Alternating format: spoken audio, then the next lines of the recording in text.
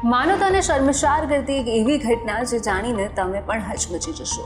એક 11 વર્ષની માસૂમ બાળકી પર એક નરાધમે રેપ કર્યો, ઝાડની છાલથી ગળું દબાવીને તેને મારી નાખી છે। નમસ્કાર, આજની ક્રાઇમ કહાની સાથે હું છું ખુશ્બુ પંડ્યા। એક દીકરી જ્યાં સુધી ઘરે ન પહોંચે ને ત્યાં સુધી તેના માતા પિતાની નજર દરવાજેથી હટતી જ નથી, અને જ્યારે આ જ કાળજાના ટુકડાનો આ રીતે કોઈ ભોગ લઈ જાય ત્યારે ખરેખર એ ખૂબ જ શર્મજનક વાત કહેવાય।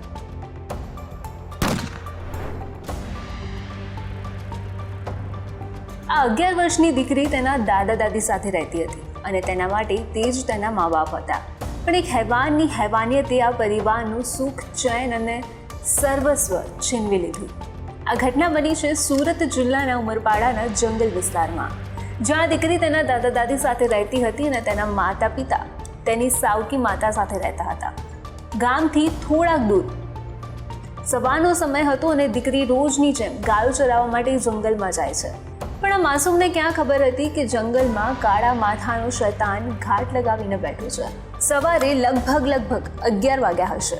ગાયો તો ચરીને ઘરે પરત ફરી, પરંતુ તેમની સાથે ગયેલી દીકરી પરત ન ફરી, અને જ્યારે દીકરી ઘરે ન પહોંચે તો ચિંતા તો કોઈ પણ મા બાપને થાય જ। એટલે તેના દાદા અને દાદી ચિંતાતુર બનીને તેને શોધવા નીકળ્યા। ગાયો જ્યાં ચરવા જતી હતી એ બધા જ વિસ્તારોમાં શોધ કરી, પણ દીકરી ત્યારબાદ દાદાએ ગામના લોકોને વાત કરી અને પછી દરેક લોકો તેની શોધમાં લાગ્યા। શોધતા 3 દિવસ વીતી ગયા, પણ દીકરી ક્યાંય ન મળી। પછી ગામના લોકોએ કહ્યું કે તમારે પોલીસ સ્ટેશન જવું જોઈએ। ત્યારબાદ તેના દાદાએ પોલીસ સ્ટેશન જવાનું નક્કી કર્યું, અને જ્યારે તેઓ પોલીસ સ્ટેશન જઈ રહ્યા હતા ત્યારે તેમને એક ફોન આવે છે, અને આ ફોન તેમના દીકરાનો જ હતો। થોડો કોઈ સમય બગાડ્યા વગર તેમણે તરત જ આ ફોન ઉઠાવ્યો। સામેથી એક ધ્રુજતો અવાજ તેમને સંભળાયો। તેમણે પૂછ્યું, શું થયું બેટા? તો તેમના દીકરાએ કહ્યું, આપણી દીકરી મળી ગઈ છે, પણ મૃત હાલતમાં। આટલું જ સાંભળતા દીકરીના દાદાના પગ નીચેથી જમીન ખસી ગઈ। તેમની આંખો ભરાઈ આવી અને એવું લાગતું હતું કે જાણે તે ભાન ભૂલી ગયા હોય।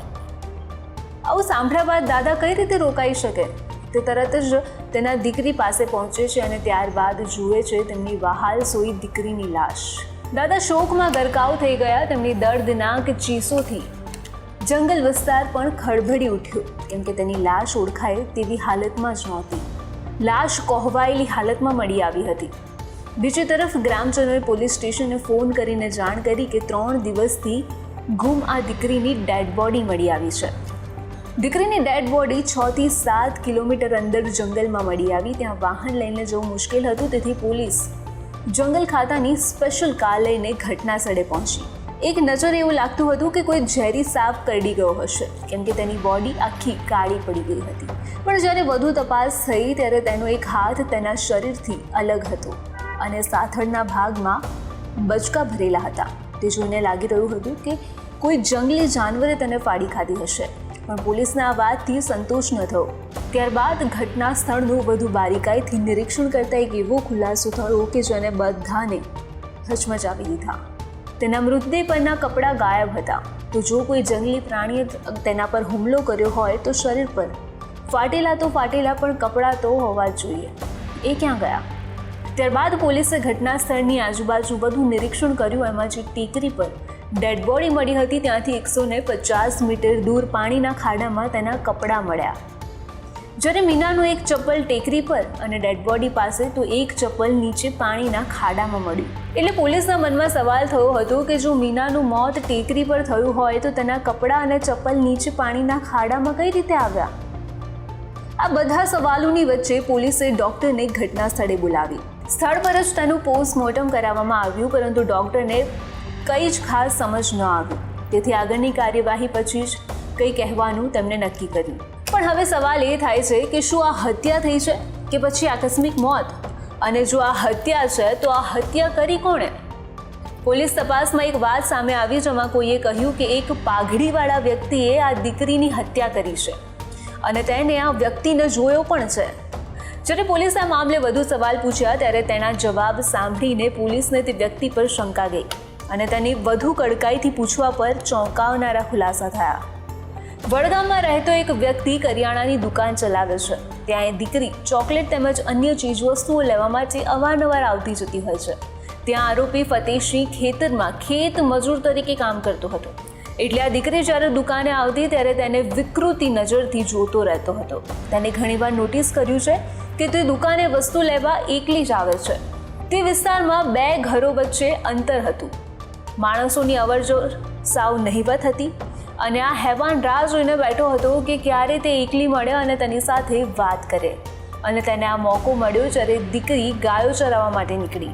ગાય ચરતી ચરતી ટેકરાની બીજી બાજુ નીચે ઉતરી ગઈ અને મીના આ ગાયોને વાળવા માટે જેવી ટેકરાની નીચે ઉતરી કે તરત જ ફતેહસિંહે તેની સાથે બળજબરી કરી. ફતેહસિંહે તેને સંબંધ બાંધવા દબાણ કર્યું અને દીકરીએ આ વાત પોતાના દાદાને કહી દેવાની ધમકી આપી.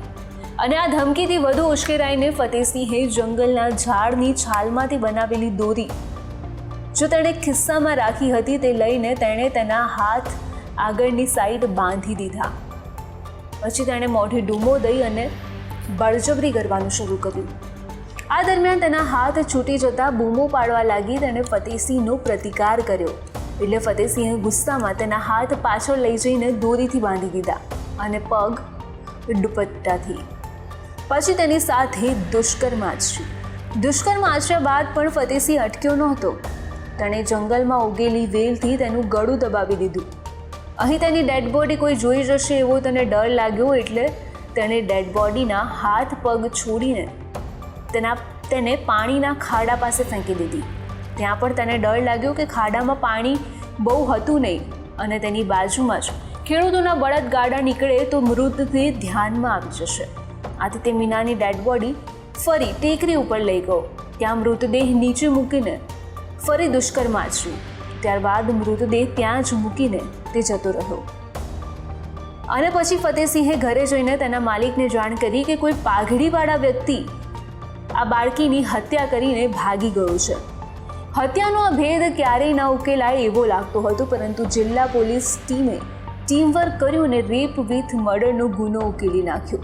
જે આરોપી પકડાયો છે એ આરોપીને ફાંસીની સજા પણ થાય તો પણ ઓછી છે, કેમ કે આ રાક્ષસે શૈતાનને પણ શરમાવે એવું કૃત્ય કર્યું છે. સમાજમાં ફરતા આવા શૈતાનોથી સાવધાન રહેજો. નમસ્કાર.